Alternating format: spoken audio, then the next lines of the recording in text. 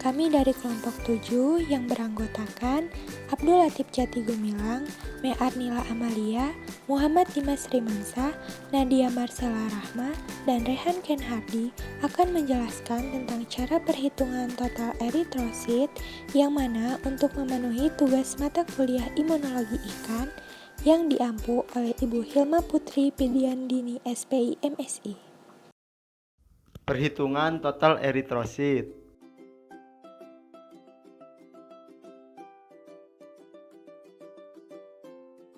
Darah mempunyai peran penting dalam proses sirkulasi. Secara umum, fungsi darah adalah sebagai alat transportasi zat-zat dan oksigen yang dibutuhkan oleh jaringan tubuh, mengangkut bahan-bahan kimia hasil metabolisme, dan juga untuk pertahanan tubuh dengan mengedarkan antibodi dan sel darah putih. Sel darah merah atau eritrosit merupakan sel yang paling sederhana yang ada di dalam tubuh. Eritrosit tidak memiliki nukleus dan merupakan sel terbanyak dalam darah. Hitung jumlah eritrosit merupakan bagian hitung darah total. Hitung eritrosit digunakan untuk mendeteksi jumlah sel eritrosit dalam milimeter kubik darah. Hitung jumlah eritrosit juga berguna untuk mendukung uji hematologi lain yang diperlukan untuk mendiagnosis anemia atau polisitemia. Dalam hitung jumlah eritrosit yang tinggi menunjukkan adanya polisitemia absolut atau relatif. Hitung eritrosit yang menurun menunjukkan adanya anemia, kelebihan cairan, ataupun pendarahan yang berlangsung lebih dari 24 jam. Eritrosit memiliki beberapa fungsi, di antaranya yaitu menghantarkan oksigen ke jaringan dan membawa sisa metabolisme ke paru-paru, membawa zat makanan yang dibutuhkan ke dalam jaringan, serta membawa hormon dari kelenjar penghasil ke organ sasaran. Tujuan dari video ini yaitu untuk mengetahui dan menghitung jumlah eritrosit. Alat dan bahan yang dibutuhkan pada percobaan ini, yang pertama yaitu mikroskop, yang kedua yaitu hemasitometer yang terdiri dari selang karet, pipa eritrosit, Neubauer atau kamar hitung, dan larutan helium. Ketiga yaitu darah.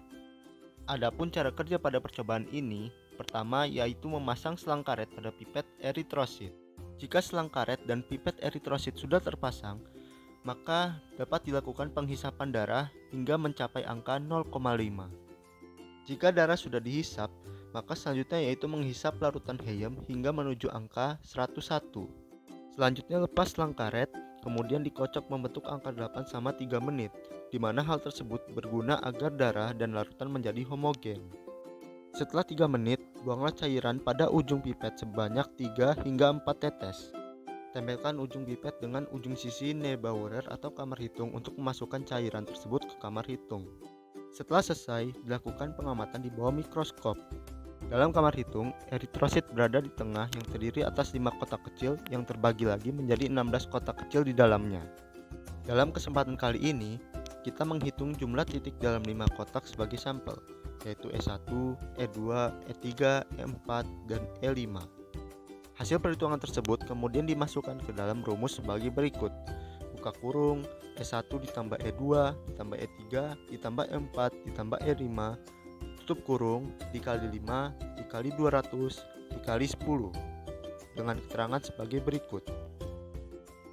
E1 sampai E5 merupakan jumlah eritrosit pada tiap kamar yang dihitung. Angka 5 pada rumus merupakan bidang yang dihitung, di mana bidang berjumlah 5.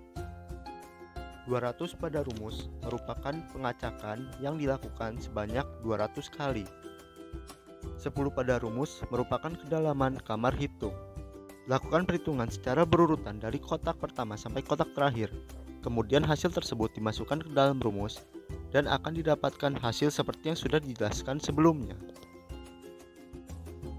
Di sini saya akan memberikan contoh hasil perhitungan total eritrosit pada ikan nila yang mana penelitian ini bertujuan untuk mengetahui pengaruh tingkat paparan timbal terhadap profil darah ikan nila.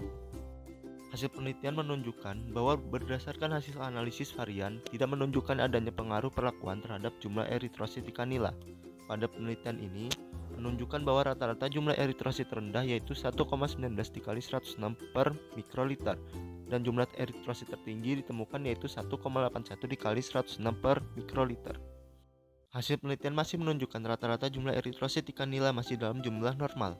Jumlah eritrosit normal pada ikan nila berkisar antara 20.000 hingga 3 juta sel per milimeter kubik. Jumlah eritrosit yang masih dalam angka normal tersebut menunjukkan bahwa proses hematopoiesis masih terjadi pada ikan nila walaupun sudah terpapar timbal klorida. Faktor yang mempengaruhi nilai eritrosit ikan antara lain umur, jenis kelamin, lingkungan, nutrisi, dan kondisi kekurangan oksigen. Rendahnya jumlah eritrosit merupakan indikator terjadinya anemia, sedangkan tingginya jumlah eritrosit mengindikasi bahwa ikan dalam keadaan stres. Berikut merupakan referensi yang kami pakai. Demikianlah penjelasan dari kami tentang cara perhitungan total eritrosit. Jika ada kesalahan dalam penjelasan ini, kami mohon maaf dan semoga video ini bermanfaat. Terima kasih. Wassalamualaikum warahmatullahi wabarakatuh.